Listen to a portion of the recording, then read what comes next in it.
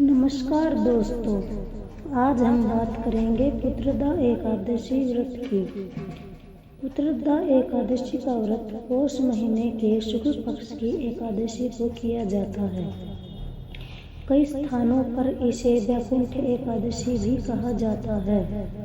जो भी स्त्री पुरुष श्रद्धा और भक्ति के साथ इस व्रत को करते हैं, उसे संतान प्राप्ति का वरदान प्राप्त होता है। पुत्रदा एकादशी व्रत की कथा इस प्रकार है। एक बार महाराज युधिष्ठिर ने भगवान श्री कृष्ण से कहा कि हे केशव, मैंने कनिका एकादशी व्रत का वर्णन विस्तार पूर्वक सुना। अब आप मुझे पुत्रदा एकादशी व्रत की भी कथा सुनाइए। तब भगवान श्री कृष्ण ने कहा कि हे राजन, मैं पुत्रदा एकादशी व्रत की कथा कहता हूँ, आप ध्यान पूर्वक सुनिए। भद्रावती नामक एक राज्य में सुकेतु नाम का एक राजा राज्य करता था। राजा की धर्मपत्नी का नाम शैव्या था, लेकिन उनकी कोई संतान न होने के कारण वे दोनों बहुत दुखी रहते थे। इसी चिंता के कारण राजा अपना राजपाट अपने मंत्री को सौंपकर वन के लिए निकल गया। राजा और रानी ने आत्महत्या का मन बना लिया था। वे दोनों घने जंगलों में पहुंच गए और आत्महत्या करने की सोच ही रहे थे कि तभी राजा बोला कि आत्महत्या करना महापाप है। इंसान को आत्महत्या करना शोभा नहीं देता। वे दोनों विचार कर ही रहे थे कि तभी उन्हें वेद पाठ और मंत्रों की ध्वनि सुनाई दी। वे दोनों उसी ध्वनि की ओर चल पड़े। उन्होंने देखा कि एक सरोवर के निकट बहुत से ऋषि-मुनि वेद पाठ कर रहे हैं।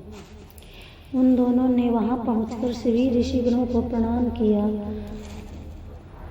और राजा रानी उन दोनों ऋषियों की सेवा में लग गए।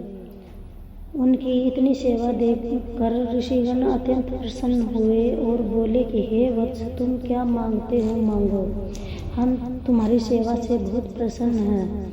तब राजा बोला कि हे प्रभु, मेरी कोई संतान नहीं है, हम तो केवल एक पुत्र का वरदान चाहते हैं। यह सुनकर ऋषिगण बोले कि हे राजन, तुम पौष मास के शुक्ल पक्ष की एकादशी का व्रत करो तो तुम्हें अवश्य ही संतान की प्राप्ति होगी। यह सुनकर राजा और रानी अपने राज्य को वापस आ गए। कुछ ही दिनों के बाद पौष महीने की एकादशी तिथि आई तो फिर राजा और रानी ने वैकुंठ एकादशी यानी पुत्रदा एकादशी का व्रत नियम अनुसार किया, जिसके प्रभाव से भगवान विष्णु उन दोनों से बहुत प्रसन्न हुए और संतान प्राप्ति का वरदान दे दिया। कुछ ही दिनों बाद रानी शैव्या ने गर्भ धारण किया और 9 महीनों के बाद बहुत ही सुंदर बालक को जन्म दिया। राजा रानी तेजस्वी पुत्र को पाकर धन्य हो गए। तब श्री कृष्ण जी युधिष्ठिर जी से बोले कि हे राजन, जो भी व्यक्ति पूरी श्रद्धा भावना से भगवान विष्णु की पूजा करता है और पुत्रदा एकादशी का व्रत करता है, उसकी सभी मनोकामनाएं पूर्ण होती है और पुत्र की प्राप्ति होती है। आपको ये व्रत कथा कैसी लगी, कमेंट करके ज़रूर बताएं। ओम नमो भगवते वासुदेवाय नमः।